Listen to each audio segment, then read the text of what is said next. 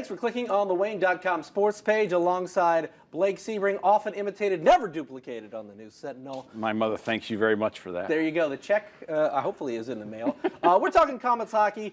Kind of an interesting week for the Komets. 2 road games, both of them at Quad City Friday and on Sunday. They split out in Quad City. I'm going to ask you kind of a general question. What did you see from the 2 games this week, knowing that Quad City is going to come here 4 more times the rest of the season?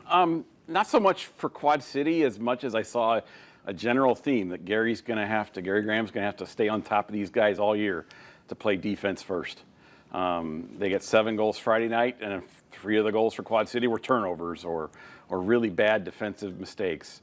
The 2 goals Sunday were really, really bad defensive mistakes. I mean, they're going to have to just keep pounding on those guys until they get it, or they could have the same situation last year as they had in the playoffs. Remember, when they played Toledo, they tried to go skate stride for stride with them, and they couldn't. And I kind of see the same thing maybe developing, but there's plenty of time. There's 42 games left to figure it out. 2 really different games. You're talking about they score 7 goals on Friday. That ties their season high for most goals in a single game. Then they get shut out on Sunday. Is there anything really concerning about going from one extreme to the other in a span of 2 games? No, not necessarily, except they had 42 shots, and the people I talked to said they played pretty well. The goalie for Quad City played great. The kind of concerning thing a little bit is, and it's early again yet, it's not even halfway through until the end of next weekend, is, you get 42 shots and you get shut out. It's a lot like Brampton game, where the goalie stands up and those are fairly close together there. Mm-hmm. You kind of wonder a little bit, and let's see how they react. Well, Joe Perry, 3 goals. He gets the hat trick on Friday. What has impressed you about Joe Perry, and what kind of role can he play for this team long-term this season? Joey kind of reminds me of Konstantin Shafronov. I mean, Shaffy was never the biggest guy. He was never the fastest guy, but he was the smartest guy by far. And he'd always got his goals within like 5 feet of the net. And it's like, well, how did he get there? You never saw him get there. All you saw was the puck in the net. And that's kind of what I see a little bit with Joe. He's very, very smart around the net. And it's like they think they've got him, and then half a second later he's wide open. How did that happen? He's very, very good at using his body and using his foot speed and his positioning around the net that you don't even notice how he got open, but he's open.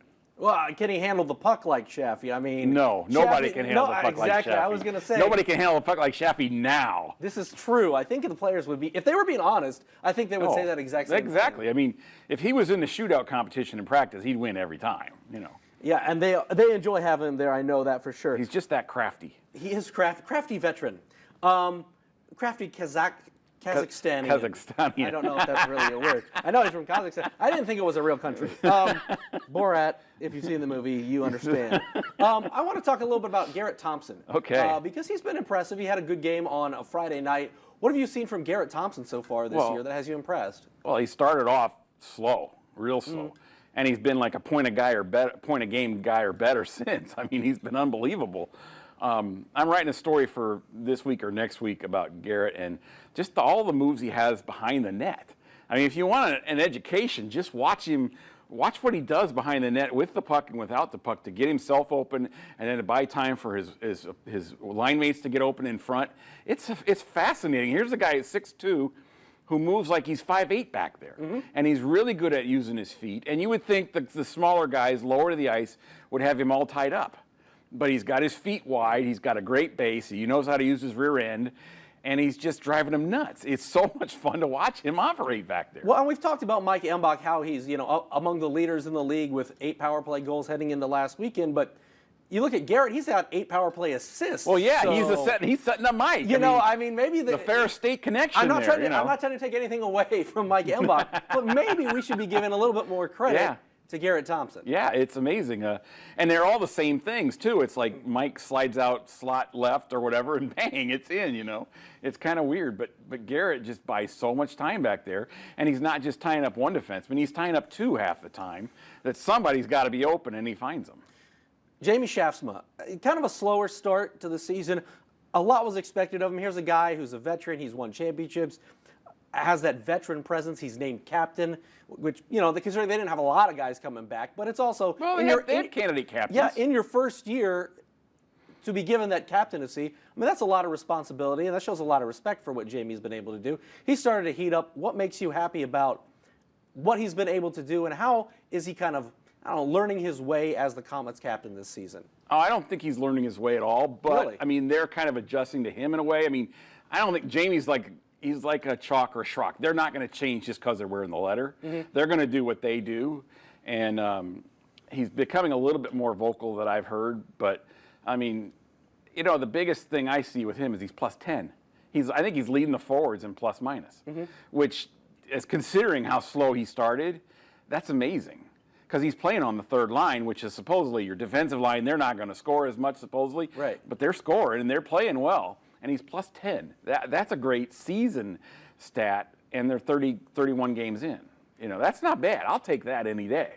In your eyes, how was he? Because, you know, Schrocky was kind of an intermediary between Gary because he had played for Gary so long, knew Gary very well. How does Jamie fit in that role?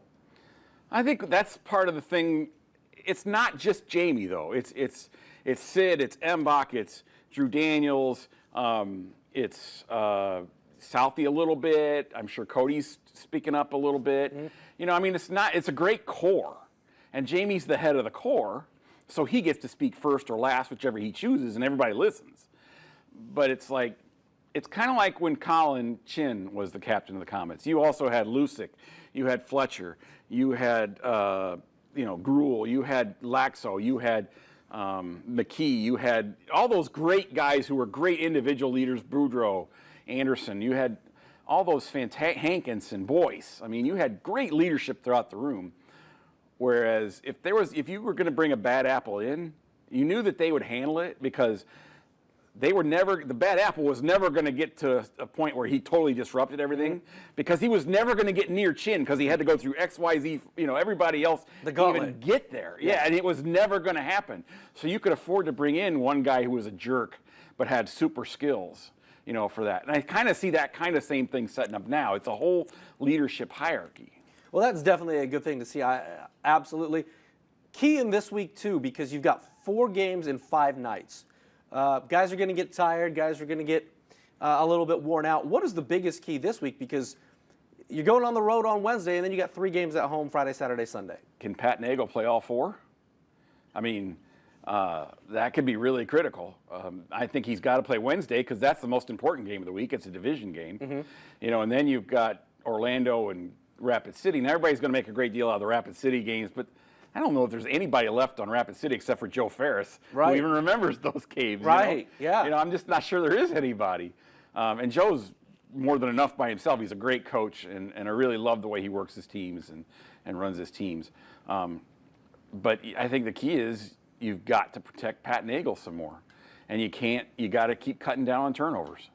More than anything, that's going to determine this season for this team is, can they get to the point where they can really cut down turnovers? Because they're getting so many shots on goal, and they're running Gary's system so well offensively, where they're dominating the play. They're controlling the puck possession, and it really is become a dominating style. They're out shooting teams 2-1 a lot lately. If they could cut down on the turnovers, it could really be bad news for the opponents. Yeah, witness the 42 shots Sunday in that shutout, and you know that they're putting up the shots, not necessarily going in. Although a goalie stands on his head like that, there's not a whole heck of a lot you can do. Yeah. Final question: when you take a look at these games, specifically the Friday, Saturday, Sunday game, they're not playing a lot of home games in this month. Right. So how critical is it to make hay when you're at home at the Coliseum, knowing that you're in that stretch where 13 of the 19 are away from the Coliseum? I'll tell you, let's look at it this way. It depends on Wednesday again. You win Wednesday, all right, we're rolling, just keep it going. You lose Wednesday, you got to reevaluate and oh crap, we got to start over, build a momentum again. And that's a totally different thing there, because now the fans are a little bit more edgy. They're a little bit more like, whoa, what's going on here? I mean, should we expect them to win or do we just hope they win? That kind of thing. And they've been playing really, really well lately. And they just got to keep it going, keep doing the right things. If I know you, you're going to say first 5 minutes of the first period are going to be crucial on Wednesday night, correct? Actually, no. I think the first 5 minutes of the second period are going to be crucial. Because if you've noticed lately, the Komets have been coming out of the first period tied almost every game. except for Friday night when it was 7-4. But even then, it was 2-1, and then Quad City scored the first goal right away on the power play in the second period. So really, it's been much more critical lately, the first 5 minutes of the second period, than the first period has been with this particular team. So you can't change things up on me like that. I know. Just when Isn't that I odd, think though? I can read your mind, you put foil over your head so your aliens won't get it. And But all if you've noticed too, the Komets have been much more aggressive starting out the second periods lately. They've been coming out and getting like 8, 9, 10-0 shots lead on the opponents lately in the second period. All right, well, we'll have plenty of hockey to watch here in Fort Wayne this coming week. Again, 4 games in 5 nights, 3 of them at the Coliseum, all 3 weekend nights. Komets got to start making up some games too. They were behind in games from everybody else in the conference and in the division, and this is where they really got to make hay. They can really separate themselves. This is true. A big week for the Komets. We'll have you covered next Monday on Inside the Zone. But for Blake, I'm Glenn, and we'll see you next week.